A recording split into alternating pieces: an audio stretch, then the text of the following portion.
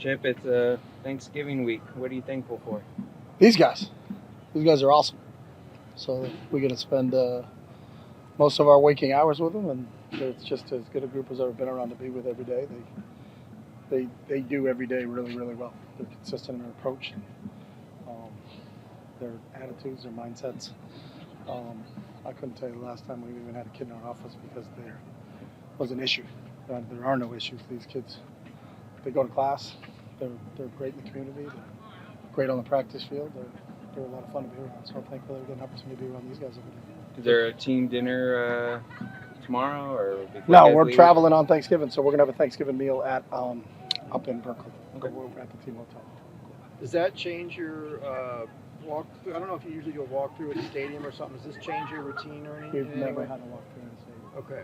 So we never go to the opposing stadium. So our schedule stays the same. The only difference is Sunday was Monday, Monday was Tuesday, Tuesday was Wednesday, Wednesday was Thursday. So we did the same exact schedule for Washington. So the only difference is Sunday night, which is usually a day off, is our Monday.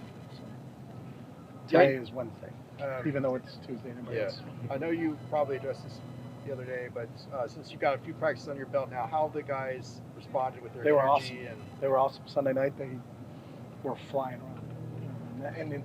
And Sunday's difficult when you play a Friday game because you just played the day before. So, we really tell them to go with their speed, and the speed they went at Sunday night was full speed. So it was really cool to be around. And those guys, the one thing about this group is they love playing football. So, I think this is kind of their sanctuary when you get back out on this field. And there may be something too when you have a tough loss like we did on Saturday to get right back at it.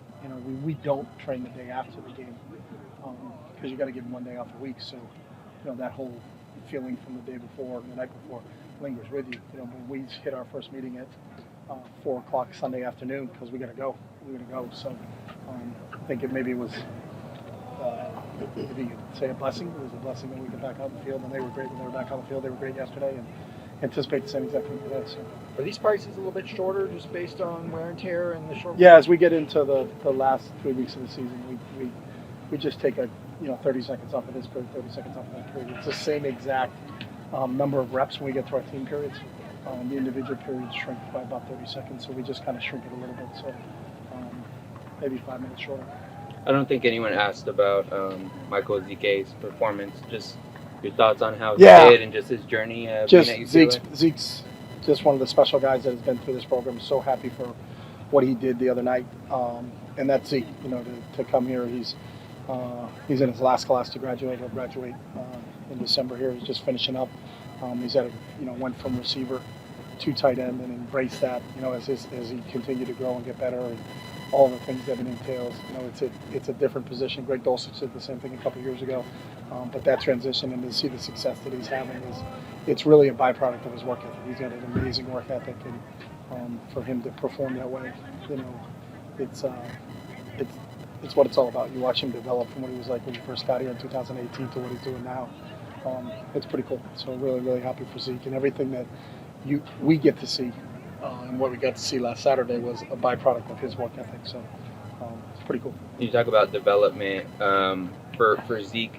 Is it him making that transition from one position to the other? Was that just the way his body was developing? Yeah, he just continued to grow. You know what I mean? And there aren't a lot of 6'4", 250-pound wide receivers. Yeah. He's a 6'4", and that's just kind of his natural weight as he continued to grow and get bigger. And a lot of people coming out of high school were recruiting Zeke as an outside linebacker.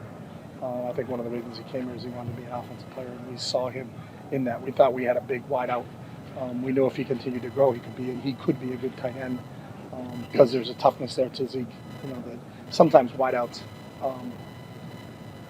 they're not as you worry about the physicality when they move in. Greg and Zeke really adjusted to that. Hudson Havermill started as a wideout and has moved inside and has adapted to that. But it's a credit to him when he was coming out of high school. A lot of people want to recruit him as a defensive player. That speaks to his toughness in terms of what he's like when it comes to playing physical football. So, but there are a lot of differences. He never had his hand on the ground. He's never been in a three-point stance before. Sort of learned all of that stuff working with the O-line, blocking scheme-wise, because obviously we run the ball. And our tight ends are critical in terms of our run game. So for him to embrace all of that has been really cool to see. Charbonnet. go ahead. Charbonnet has been. It was just announced that he was a semifinalist for the Doak Walker Award. Sure. As their coach, for any player that gets national recognition, what does it mean to you? It's just well deserved. There's another kid that, every day. The cool thing about Zach is I don't know if I've been around a more consistent player. His attitude and mindset is the same exact thing. He never has a bad day. Every day it's you can count on it. It's like the sun coming up in Southern California. It's every day with Zach. He's the same person, same work ethic, same mindset. Wants to practice. Now I don't know if you guys are here for it. When we go to special teams, he's not on special teams. He doesn't play in our 4-core special teams. And we usually start special teams with individuals. He's in the middle of the individual drills practicing being a right guard on the punt team. He's not on the depth chart as the right guard on the punt team, but yet that's what he does. I've been around other kids when you go to special teams and they're not involved. Maybe they go over with the quarterbacks and they catch while the quarterbacks are warming up, but they're not involved. That's not Zach. He's always trying to work and get better. I think for him, maybe he may have to play special teams when he goes to the next level, and he wants to be prepared for it. So he's got a mindset and a work ethic, and any national honor that comes around for him is just really, really well deserved. So I'm happy to hear that he's because he is one of the top running backs in the country right now. So. Did the UC Regents keep delaying their decision about whether they're going to allow UCLA to go to the Big Ten? What are you telling high school recruits now who are asking, are we going to play in the Big Ten or not?